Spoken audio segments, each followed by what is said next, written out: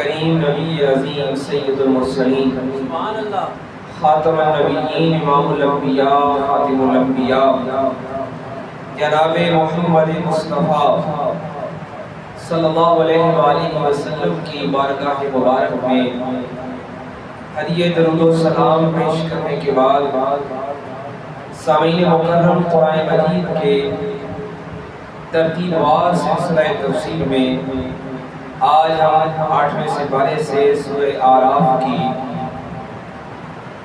آیت نمبر 75 اور 76 پڑھ رہے ہیں۔ سبحان اللہ۔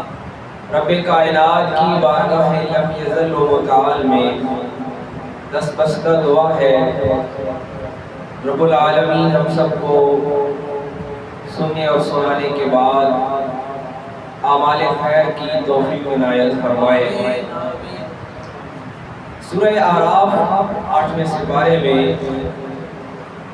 اس رکوع میں پیغمبر خدا نبی برحق حضرت صالح علیہ السلام کی قوم اور حضرت صالح علیہ السلام کے احوال کا تذکرہ ہو رہا ہے۔ رب کائنات نے اپنے محبوب و مکرم انبیاء کرام علیہ السلام کے حالات اور واقعات کو اپنے لاریب کتاب میں ہمیشہ کے لیے محفوظ فرمایا۔ حضرت انبیاء کرام علیہ السلام کی جو دعوت اور تبلیغ ہے اس کے اندر ہمارے لیے بے شمار سبق اور بے شمار درس موجود ہیں۔ حضرت صالح علیہ السلام اس قوم کی طرف گئے، ایک ضدی مزاج قوم ہے، سخت مزاج قوم ہے، اور حضرت صالح علیہ السلام انہیں غیروں کے سامنے جھکنے سے بچا کر دو جہاں کے پروردگار خالق کائنات کے سامنے سر سجود ہونے کے لیے رب کائنات کا پیغام لے کر موجود ہیں۔ حضرت صالح علیہ السلام نے جب اپنی تبلیغ کا آغاز فرمایا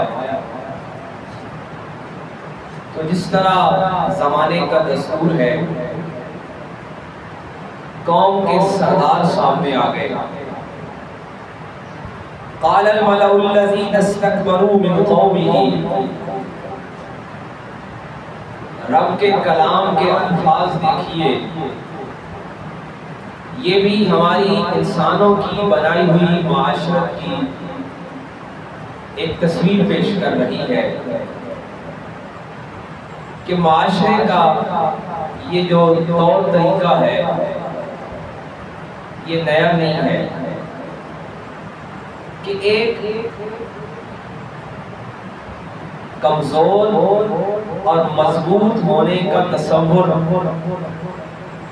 انسانی معاشرے میں انسانوں کے عقل سے بنا ہوا ہے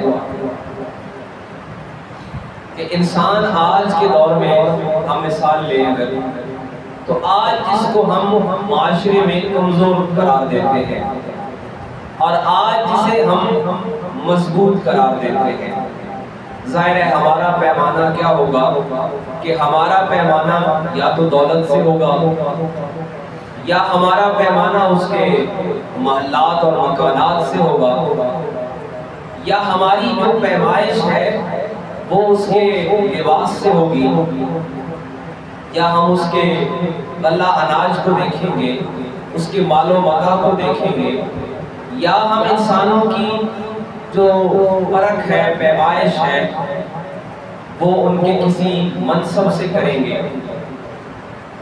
رب کا کلام فرماتا ہے کہ یہ کوئی نئی بات نہیں ہے، یہ جو انسانوں کے درمیان بنائی ہوئی تفریق ہے نا، یہ جو انسانوں کے درمیان بنائی ہوئی لکیریں ہیں اور انسانوں کے درمیان یہ جو تفاوت ہے، یہ جو ڈفرنس ہے، یہ آج کے انسان کی ذہنی بناوٹ نہیں ہے، بلکہ یہ انسان کا پرانا طریقہ ہے۔ زمانے گزر گئے، صدیاں بیت گئیں، ماہ و سال کے کئی چکر گزر گئے، اور اب انسان اپنے اسی روش پر قائم اور چل رہا ہے۔ رب کا کلام بتاتا ہے کہ حضرت صالح علیہ السلام جس قوم کی طرف گئے، اس قوم کا بھی طریقہ کیا ہے کہ اسی طرح انسانوں کے درمیان ایک تفریق موجود ہے۔ کچھ افراد کمزور سمجھے جاتے ہیں اور کچھ سردار والے جاتے ہیں۔ یاد رکھیے، یہ جو تفاوت ہے، یہ جو تفریق ہے اور یہ جو اختلاف ہے، یہ انسانوں کا پیدا کرتا ہے، یہ انسانوں کا بنایا ہوا ہے۔ رب کا کلام کہتا ہے قال الملأ الذین استکبروا من قومہ، اور یہ بھی یاد رکھیے کہ تمام انبیاء کرام علیہ السلام ہمیشہ مستضعفین کی طرف بھیجے گئے ہیں۔ قرآن کی ایک بہت دلچسپ اصطلاح ہے، اور یہ قرآن کی بہت زبردست قسم کے لائے ہوئے انقلابی سبق میں سے ایک سبق ہے۔ وہ سبق کیا ہے؟ استکبار کے مقابلے پہ استضعاف کی حمایت۔ قرآن نے استکبار کا ایک لفظ استعمال کیا، یہ ابلیس سے چل رہا ہے کہ جب اس نے حضرت آدم علیہ السلام کے سامنے پروردگار عالم کے حکم کو انکار کرتے ہوئے جھکنے سے انکار کیا، تو قرآن نے کہا کہ وہ مستکبر ہو گیا، وہ استکبار کرنے والوں میں سے ہو گیا، وہ جھکنے والوں میں سے نہیں ہوا۔ اچھا، وہ تو استکبار ہوا، اب یہ استکبار آگے کس لیے چل رہا ہے؟ دلچسپ بات یہ ہے کہ جب کوئی کسی نبی کے مقابلے پر آیا، قرآن نے اسے استکبار قرار دیا۔ اور سوال یہ ہے کہ نبی کے مقابلے پر جو آیا وہ تو استکبار ہے، اب نبی کن کے ساتھ ہے اور سارے انبیاء کن کے ساتھ رہے اور کون انبیاء کے ساتھ ہے؟ آج کی آیت مبارکہ سورہ اعراف کی آیت نمبر 75 ہم پڑھ رہے ہیں۔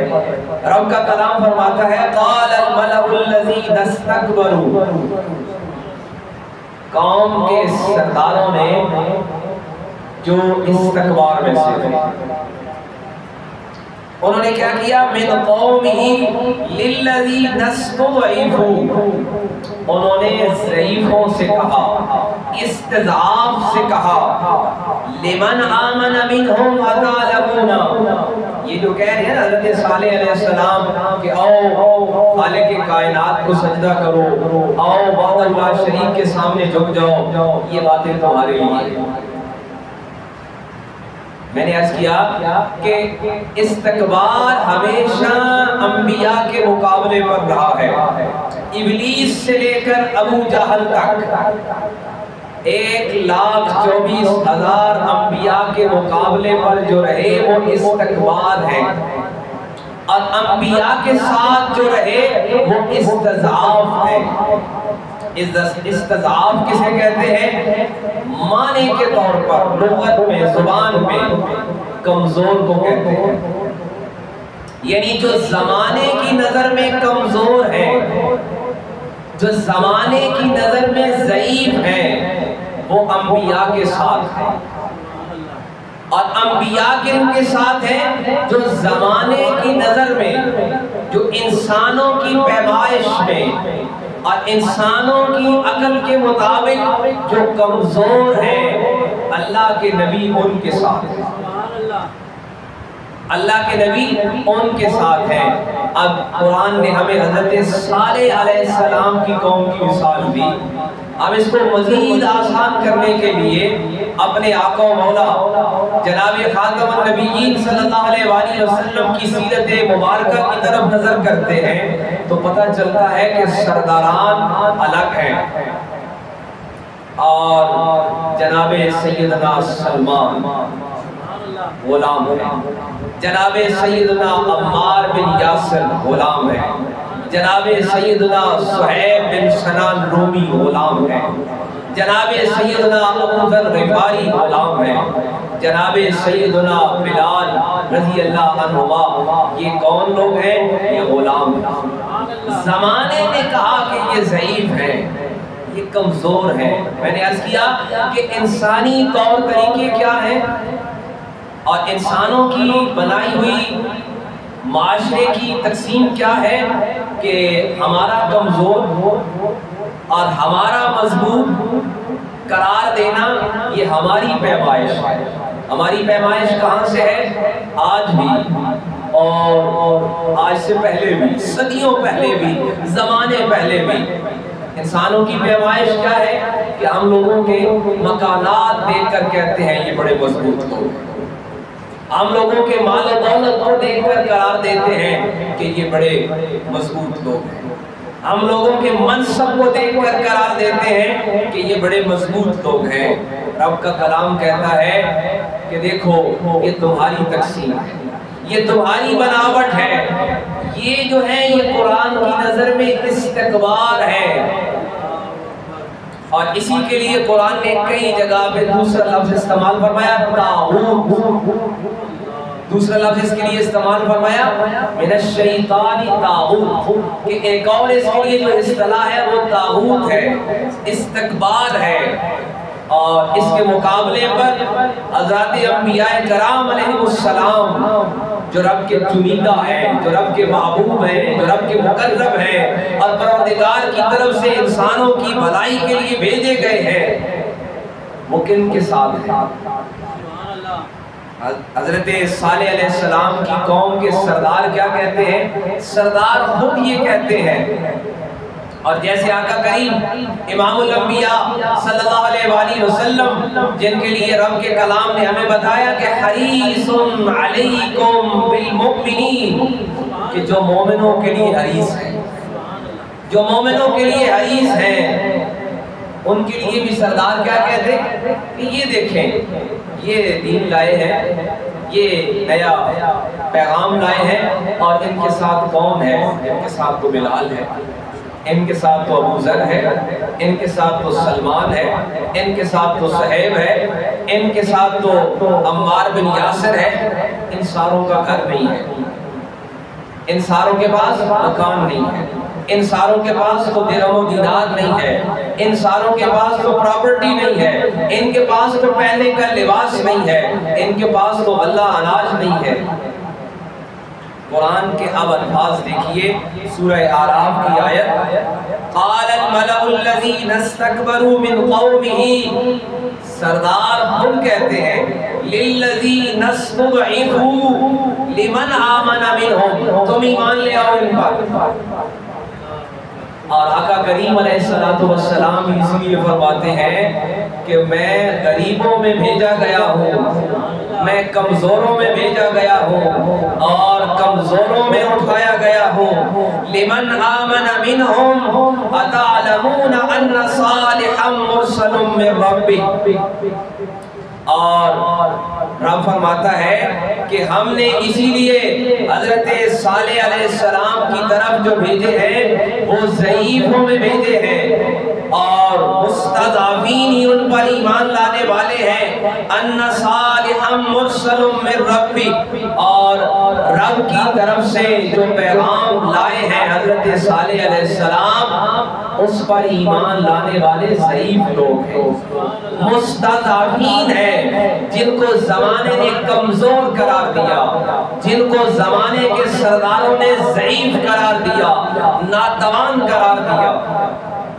اب اسی پر حضرت سید المرسلین خاتم النبیین صلی اللہ علیہ وآلہ وسلم کی اس پہلی دعوت جسے دعوت ذوالعشیرہ کہا جاتا ہے، جو حضرت سیدنا عبد المطلب کے گھر میں حضرت آقا کریم علیہ السلام نے دعوت بلائی تھی اپنی قوم کو اپنا پیغام پہنچانے کے لیے.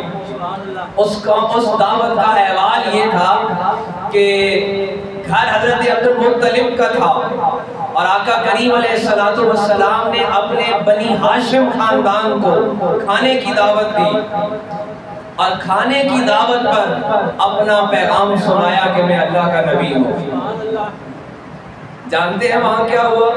وہاں جو مالدار تھے، جو منصبدار تھے، جو بڑے مکانات اور محلات والے تھے، وہ کھڑے ہو گئے. جسے قرآن نے کہا نا استکبار، یہ ابلیس سے چل رہا ہے یہ استکبار. اور وہاں پہ ایک آواز جو امام الانبیاء آقا کریم علیہ السلام کے ہم نوا تھی، وہ ایک آواز جناب حیدر کرار علی بن ابی طالب کی آواز تھی، جن کو مورخوں نے لکھا کہ ابھی کم عمر تھے اور آقا کریم علیہ السلام کی آواز پہ لبیک کہتے ہوئے کھڑے ہوئے اور یہاں سے آواز کیا کہ اے میرے آقا، میری ٹانگیں کمزور ہیں، میری آواز ناتوان اور ضعیف ہے، یہ سارے مجھ سے عمر میں بڑے ہیں اور یہ سارے مال و دولت والے ہیں، لیکن میں آپ کے ساتھ تن من دھن کی قربانی دینے کے لیے تیار ہوں. حضرت صالح علیہ السلام کی قوم کا آواز جو قرآن نے ہمیں پیش کیا کہ لِلَّذِينَ اسْتُضْعِفُوا لِمَنْ آمَنَ مِنْهُمْ، سرداروں نے کہا، استکبار نے کہا ایمان لائیں گے یہ ضعیف اور کمزور. اور رب کا کلام کہتا ہے قَالُوا إِنَّا بِمَا أُرْسِلَ بِهِ مُؤْمِنُونَ، ضعیفوں نے کہا بے شک جو رب نے بھیجا ہے ہم اس پر ایمان لے آئے. میں نے پہلے عرض کیا کہ یہ ضعیف کا، کمزور ہونے کا اور مضبوط ہونے کا انسانی پیمانہ الگ ہے. ہم یہ سمجھتے ہیں کہ بڑے محلات والے مضبوط ہوتے ہیں، ہم یہ سمجھتے ہیں کہ جن کے پاس پراپرٹی ہوتی ہے، محلات اور مکانات ہوتے ہیں، وہ مضبوط ہوتے ہیں. ہمارا پیمانہ یہ ہے کہ جس کے پاس بڑا منصب ہوتا ہے وہ بڑا مضبوط ہوتا ہے. اور جانتے ہیں کہ رب کے کلام کی ان کے لیے اصطلاح کیا ہے؟ قرآن نے انہیں استکبار قرار دیا ہے. اور یہ استکبار کی اصطلاح اسی طرح وہ جو حضرت آدم علیہ السلام کے مقابلے پر آیا تھا، جس نے کہا تھا کہ میں تمہیں تو سجدہ کرنے کے لیے تیار ہوں لیکن آدم کو تو سجدہ نہیں کر سکتا. رب کے کلام نے اس کے لیے بھی استکبار استعمال کیا اور ہر نبی کے مقابلے پر جو آیا قرآن نے اسے استکبار قرار دیا. اس کا دوسرا معنی جانتے ہیں کیا بنتا ہے؟ کہ نبی ہمیشہ ضعیفوں کے پاس آئے ہیں اور ضعیفوں کو ضعیف رہنے نہیں دیا، کمزوروں کو کمزور رہنے نہیں دیا. اس لیے کہ ان کے پاس جب نبی آ جاتا ہے، جب ان کے پاس رسول آ جاتا ہے، ان کے پاس ایمان آ جاتا ہے. اصل میں طاقت کس چیز کا نام ہے اور اصل میں دولت کس چیز کا نام ہے، اصل میں امارت کس چیز کا نام ہے؟ ہم یہ سمجھتے ہیں کہ درہم و دینار، سونا و چاندی، روپیہ، پیسہ یہ امارت ہے، اور ہم یہ سمجھتے ہیں کہ بڑا منصب اور محلات اور مکانات یہ مضبوطی کی علامت ہے. رب کا قرآن کہتا ہے کہ مضبوطی اور طاقت اور قوت ایمان کا نام ہے. قوم کے سرداروں نے کہا، قرآن کے الفاظ دیکھیے کہ بار بار وہی الفاظ دہرائے جا رہے. قال الذین استکبروا، استکبار کہنے لگے، انا بالذی آمنتم بہ کافرون، یہی ایمان لے آئے ہم تو نہیں مانتے. رب نے پھر انہیں استکبار قرار دیا. یعنی جنہوں نے اپنے آپ کو مضبوط کہا، قرآن نے انہیں تکبر قرار دیا، استکبار قرار دیا، اور جو ضعیف تھے قرآن نے انہیں مومن قرار دیا. اس سے پتہ چلا کہ ایک تقسیم ہماری ہے. آج دنیا انسانیت کے سبب پر گامزن ہے۔ لوگ ہمیں یہ کہتے سنائی دیتے ہیں کہ ہم انسانوں کے درمیان تقسیم ختم کرنا چاہتے ہیں۔ دیکھیے، انسانوں کے درمیان تقسیم ختم کرنے کا اور انسانوں کے اندر وحدت اور یکجہتی لانے کا اگر کوئی پیمانہ ہے، اگر کوئی پیرامیٹر ہے اور اگر کوئی طریقہ موجود ہے، وہ طریقہ ایک ہی ہے، بارگاہ رسالت میں جھک جاؤ، بارگاہ رسالت میں جھک جاؤ۔ آقا کریم علیہ السلام کی زندگی مبارک کا ایک واقعہ ذہن میں آ رہا ہے۔ جب آقا کریم علیہ السلام مدینہ تشریف لائے، یہاں یہود کے قبائل آباد تھے، ان میں سے بہت سارے ایمان لے آئے، کچھ وہاں سے چلے گئے۔ ایک موقع پر ایسا ہوا کہ یہاں منافقین نے ایک طویل واقعہ میں مختصر کر کے عرض کر رہا ہوں، انہیں دوبارہ سے آپس میں الجھانے کی کوشش کی کہ پہلے ان کے قبیلوں کی بنیاد پہ جنگ جاری تھی۔ آقا کریم علیہ السلام کی آمد کی وجہ سے وہ آپس میں مل گئے تھے اور امن قائم ہو گیا۔